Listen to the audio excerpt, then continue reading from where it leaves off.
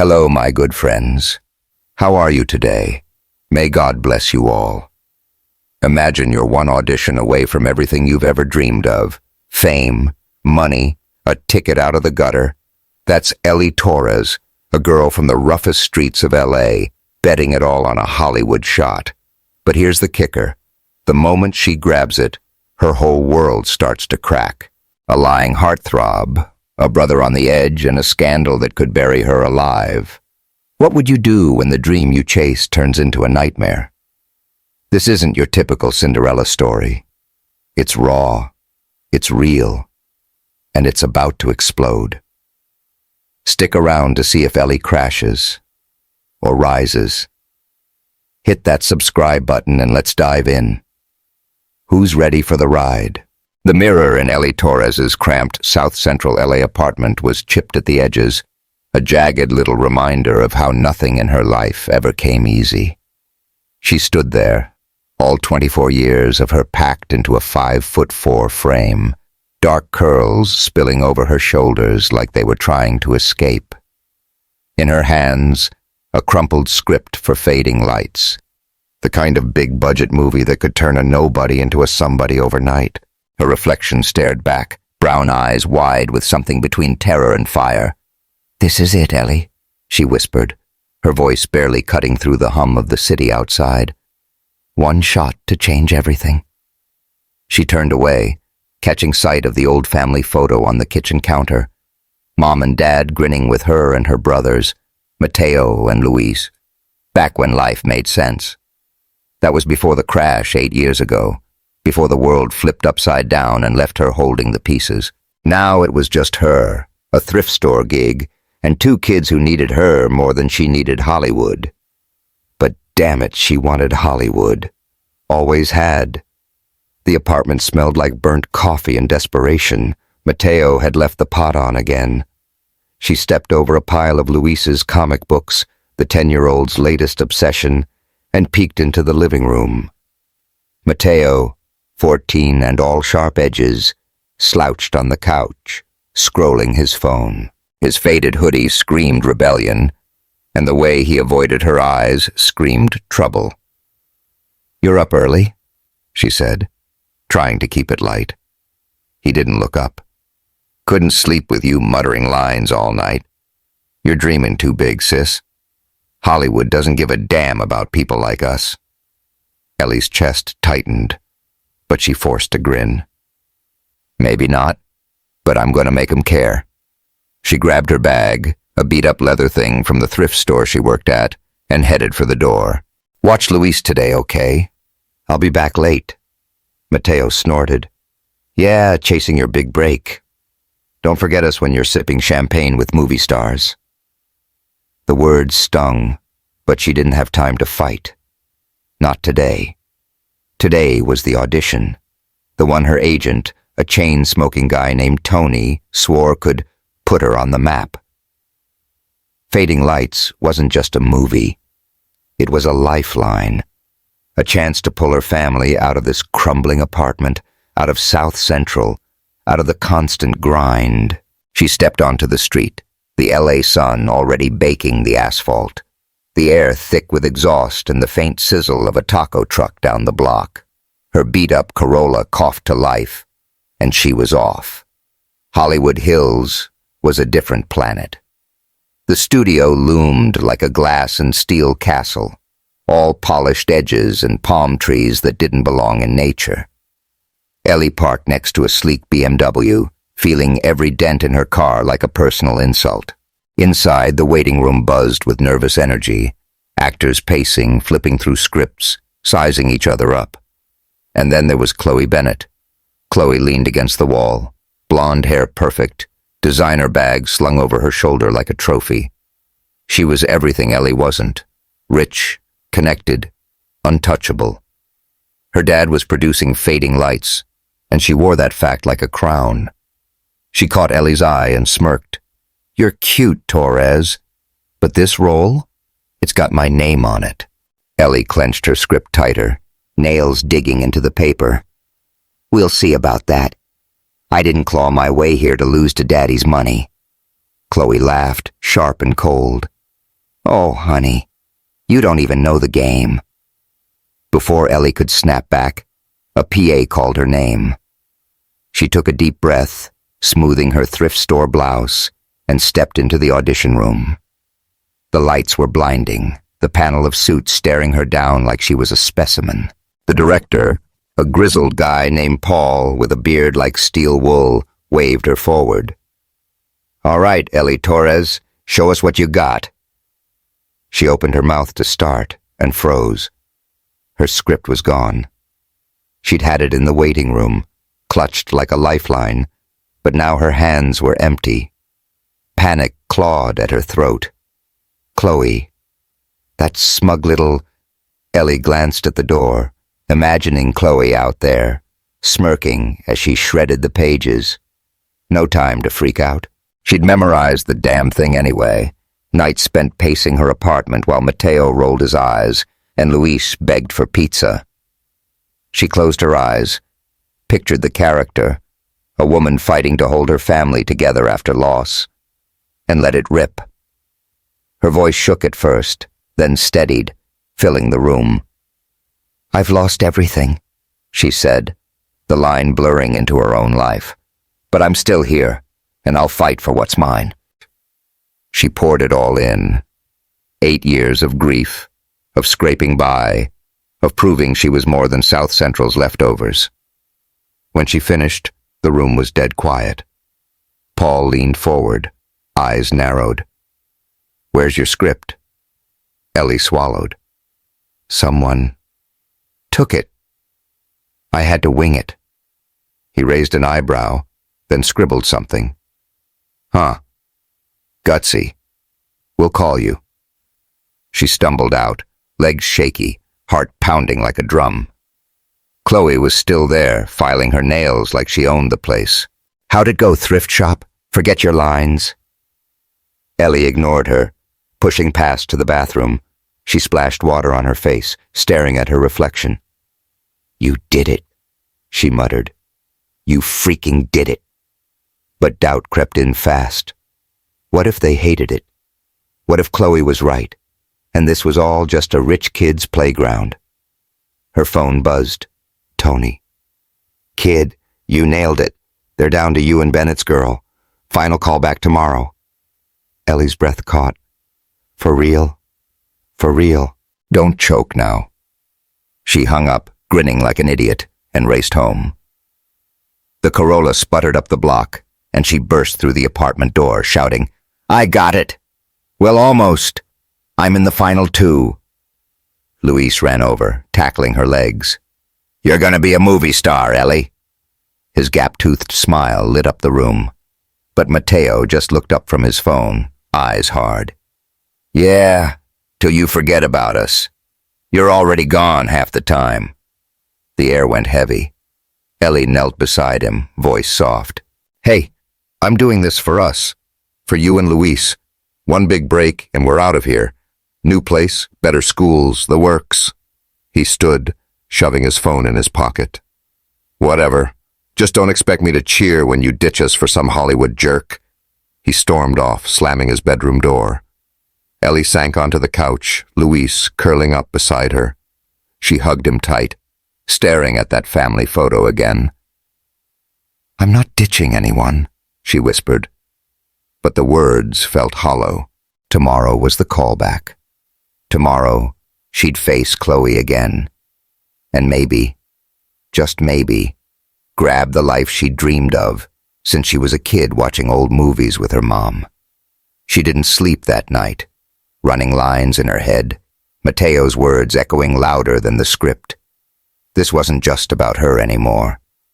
It was about proving something, to her brothers, to herself, to the world that kept telling her she didn't belong. Hey, if you're loving Ellie's fight so far, hit that subscribe button and drop a comment. What would you do with a shot like this?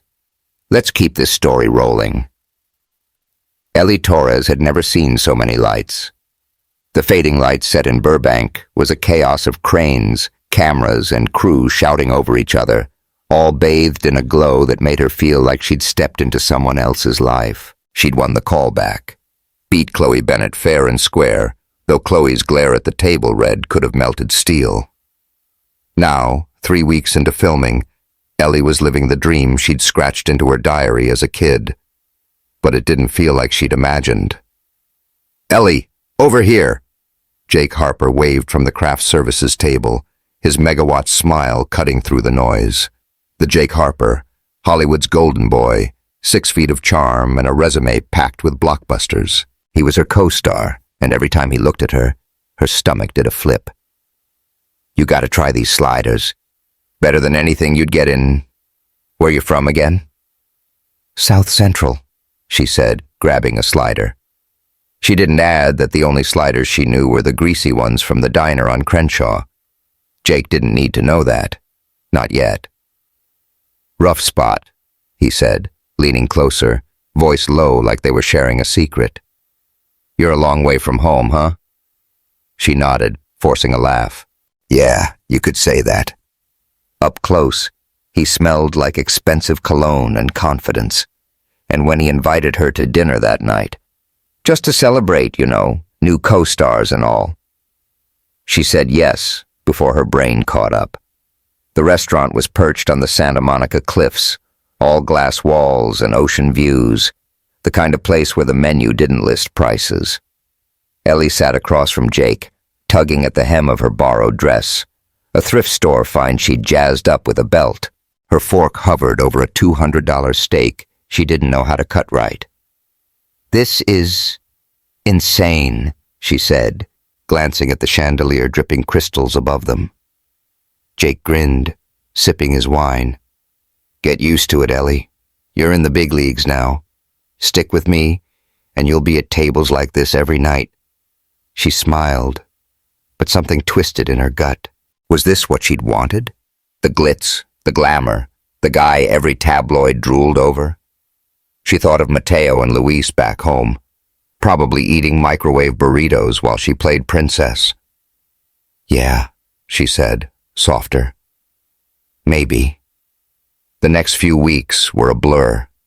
Jake pulled her into his orbit. Red carpet events in Hollywood, late-night drinks at rooftop bars in downtown LA. Paparazzi flashed their cameras, and suddenly her face was on TMZ with headlines like, "Jake Harper's Mystery Girl." She'd catch herself in the mirror at rap parties, wearing borrowed heels and a smile that didn't quite fit, thinking, this is the life I dreamed of, right? But back in South Central, the cracks were showing. She stumbled into the apartment one night, past midnight, the buzz of champagne still in her veins. The place was a mess. Luis's comics scattered, dishes piled in the sink. Mateo sat on the couch, arms crossed, his jaw tight. "Nice of you to show up," he snapped. Ellie kicked off her shoes, exhaustion hitting hard. "I was working, Mateo. You know that." "Working?" He stood, voice rising. "You're never here. You're too busy playing Hollywood princess with that jerk." "He's not a jerk," she shot back, though the words felt flimsy. "And this is for us, okay? I'm making money, real money. We're gonna get out of here." He laughed, bitter. "Sure, till you forget us like Mom and Dad did." The room went still. Ellie's throat burned. "They didn't forget us. They died, Mateo. And I'm not them. I'm here, fighting for you." "Then why'd I get hauled in tonight?" he yelled. "Cops nabbed me lifting some dumb chain from a store. Had to sit in a cell till Mrs. Alma bailed me out." Ellie's heart sank. "What the hell were you thinking?" "I wasn't. You're gone. Luis is a kid. What am I supposed to do?" He stormed past her, slamming his door so hard the walls shook. She sank onto the couch, head in her hands. Mrs. Alma, the old lady who owned Second Chances, had used her own cash to spring Mateo. Ellie's first paycheck from the movie was supposed to go to rent, but now it was heading to Alma instead. She pulled out her phone, scrolling pics from the night, Jake laughing, champagne flutes clinking. It all felt so far away now. The next day on set, she was a mess. Lines slipped through her fingers like sand, and Jake's charm started to grate. He'd flirt 1 minute, then bark at a PA the next, his ego filling every corner of the sound stage. She was fumbling a scene when a voice cut through her haze. "Hey, you okay?" She turned. Sam Carter, Jake's bodyguard, stood there. 6'2", broad shoulders, eyes that saw too much. He'd been a quiet shadow since day one, always a step behind Jake, but now he was looking at her like she wasn't just some newbie actress. "I'm fine," she lied, brushing hair from her face. "Just tired."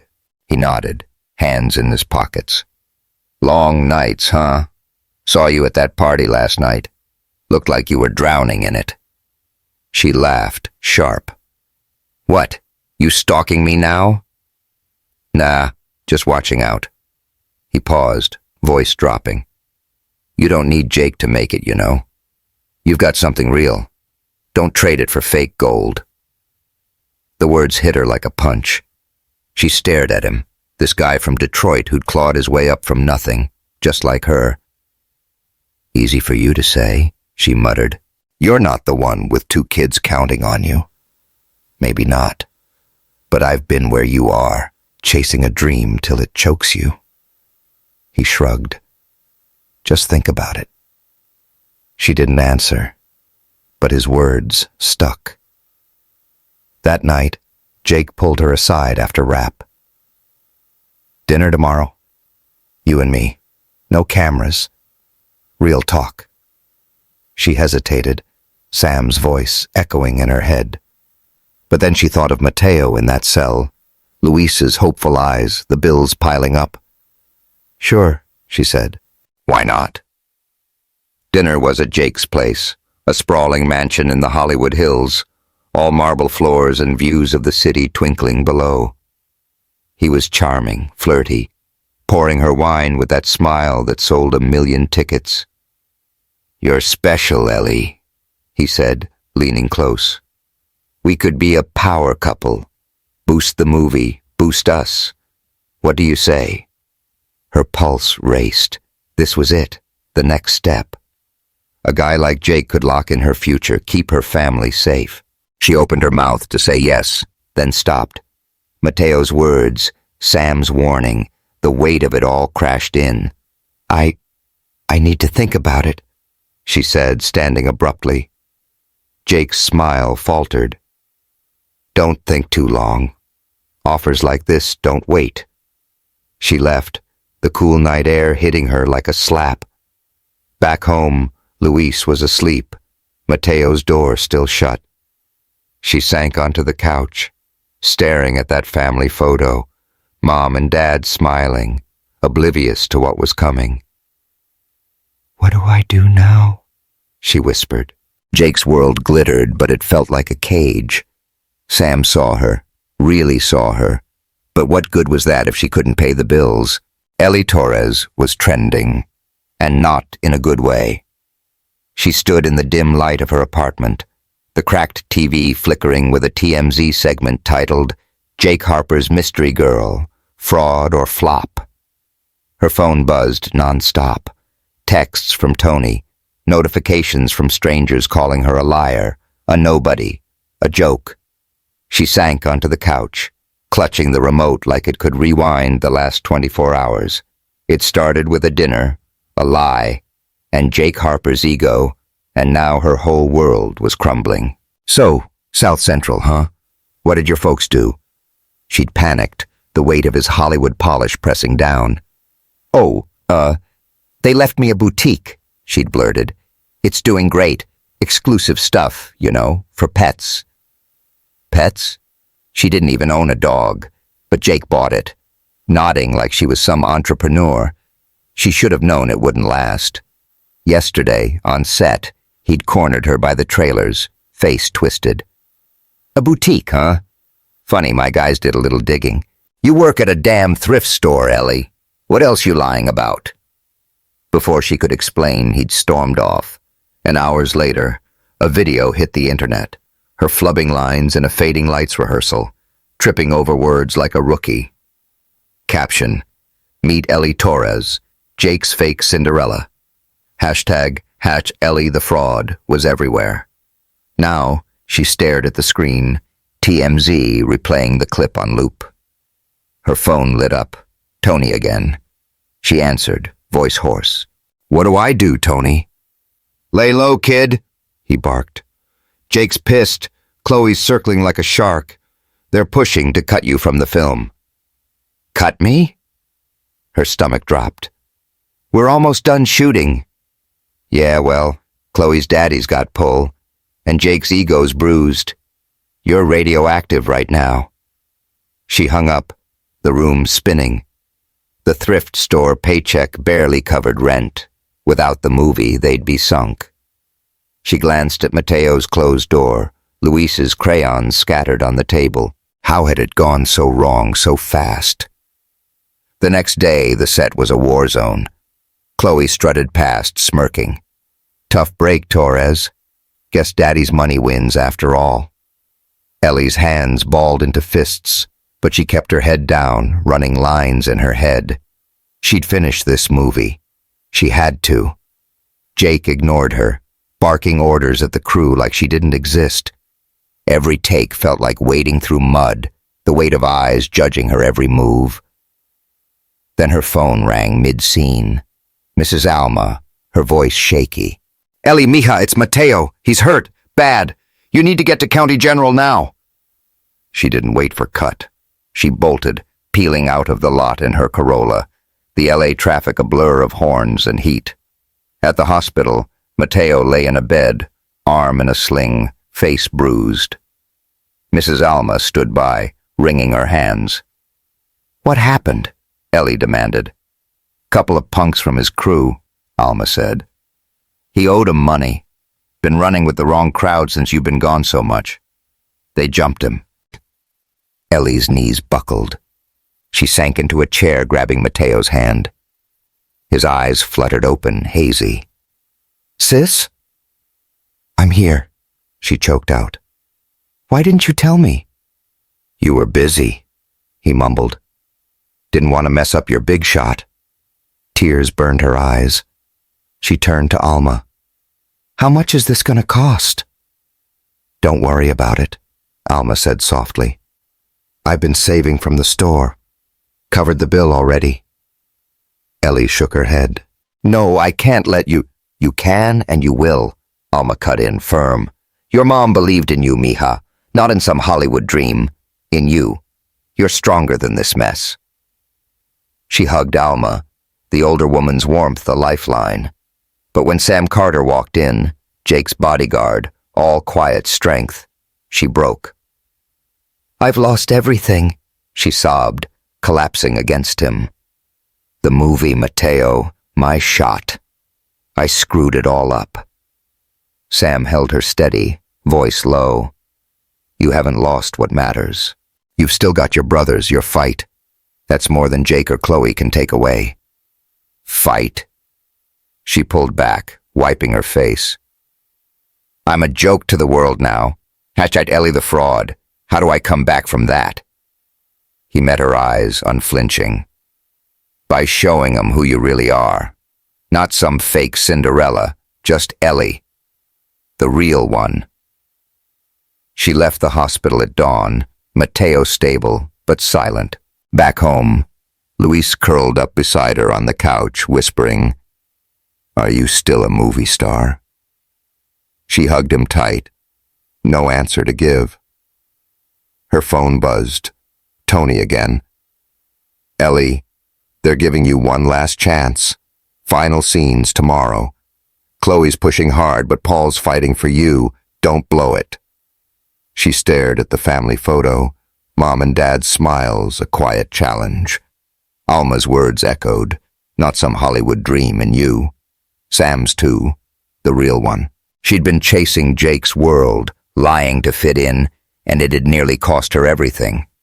Mateo's bruises, Luis's trust, her own damn soul.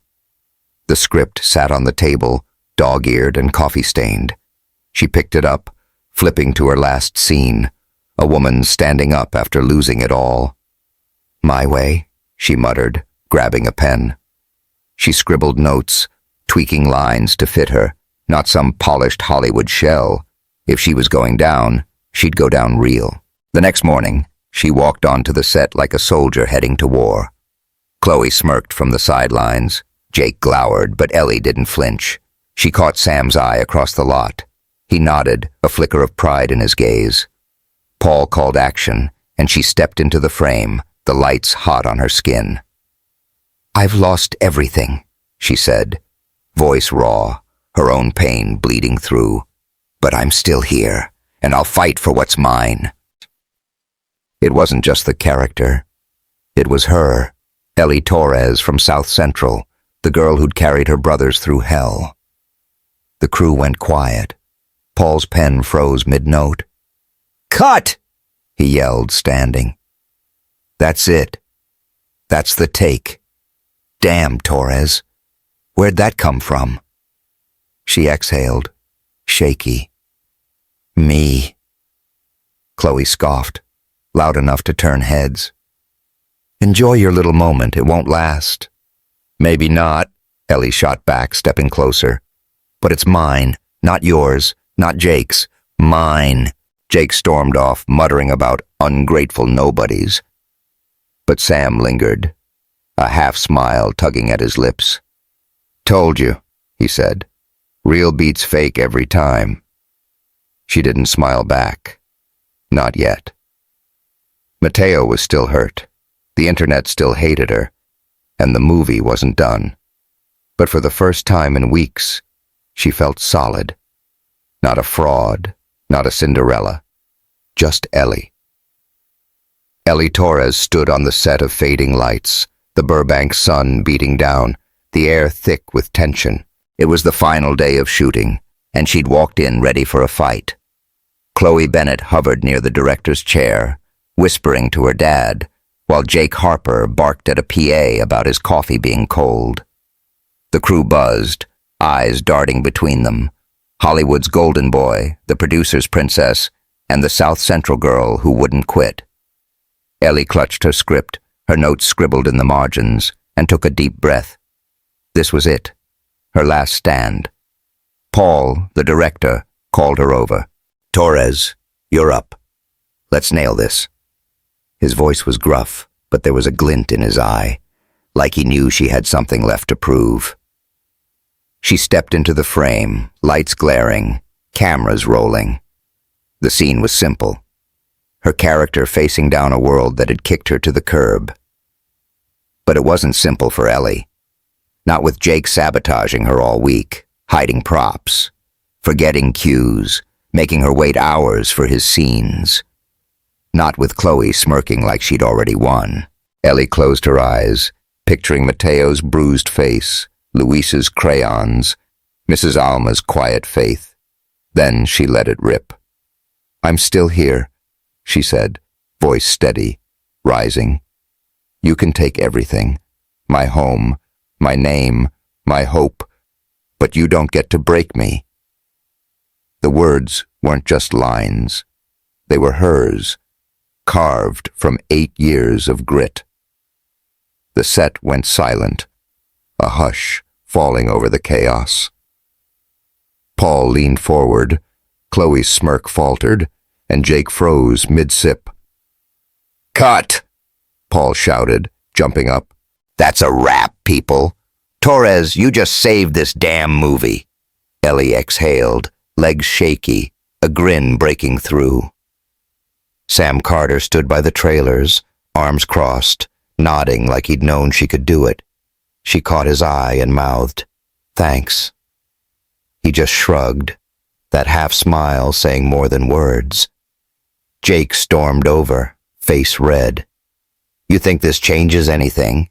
You're still a nobody." He leaned close, voice low. "I'll make sure no one forgets but Ellie the fraud." She squared her shoulders, meeting his glare. "Go ahead. I don't need your spotlight. I've got my own." Chloe chimed in, flipping her hair. "Cute. Enjoy your 15 minutes, thrift shop." Ellie turned to her, calm. "It's not about minutes, Chloe. It's about what lasts." She walked off, head high, leaving them stewing in their own poison.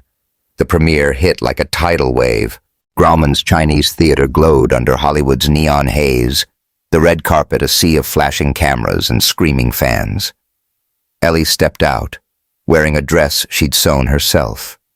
Black fabric from Second Chances, stitched with silver thread she'd found in a bin. No borrowed glamour, just her. Sam walked beside her, sharp in a borrowed suit, his quiet presence steadying her nerves. Inside, the theater hummed as fading lights played. Ellie's scenes lit up the screen, raw, real, cutting deeper than Jake's polished charm. When the credits rolled, the crowd erupted, applause shaking the walls. Paul grabbed the mic after, grinning. Ellie Torres, folks, remember that name. She's the heart of this film. Jake slunk over post-screening, all fake smiles. Hey, great job out there. No hard feelings, right? Maybe we grab a drink, smooth things over? Ellie laughed, sharp. No thanks, Jake. You don't get to ride my coattails now. He blinked, stunned, then muttered something and disappeared into the crowd. Sam chuckled beside her. Guys got no shame. None, she agreed, grinning. But I'm done caring. The paycheck came a week later, enough to clear their debts and then some. Ellie didn't blow it on a Beverly Hills condo or a flashy car. She sat down with Mateo and Luis one night, the apartment quiet for once, no sirens blaring outside. What do you guys want? She asked, spreading bills on the table like a map. Luis's eyes lit up. A real bed. Not that lumpy futon. Mateo shrugged, still guarded. I don't know. Maybe art classes? I'm good at drawing, I guess. Ellie nodded, heart swelling. Done. And we're fixing up Second Chances, turning it into something bigger. They got to work. Her, Sam, Mrs. Alma, even Mateo and Luis pitching in. The thrift store became a community hub in South Central, shelves stocked with clothes and books, a back room for free acting classes Ellie taught herself. Kids from the block trickled in, shy at first, then loud and laughing, spilling lines and dreams. She'd catch Mateo sketching in the corner, Luis handing out flyers, and think, this is better than any plan I had. Sam was there through it all, hauling boxes, cracking jokes, playing pickup games with the kids. One night, as they locked up, the LA sky bruising purple, he bumped her shoulder. You did it, Ellie. No shortcuts, no lies. She looked at him. Those steady eyes, that quiet strength, and felt something shift. No, we did it. Couldn't have pulled this off without you. He smiled, real this time. Guess we're a team then. Yeah, she said, stepping closer. Guess we are. It wasn't a movie kiss. No violins swelling. Just two people who'd seen each other's scars and stayed anyway. Months later, the buzz around Fading Lights hadn't died. It sold out opening weekend, critics raving about Ellie Torres's breakout grit. Offers rolled in. 2 more films, big studios, bigger checks. She took them, but on her terms, filming days wrapped so she could teach her classes. Jake tried dodging promo, contract be damned, but Tony waved it off. Let him sulk. You're the star now. One night, at the community center, a kid named Javier nailed a monologue, his grin wide as the LA River. Ellie clapped, throat tight.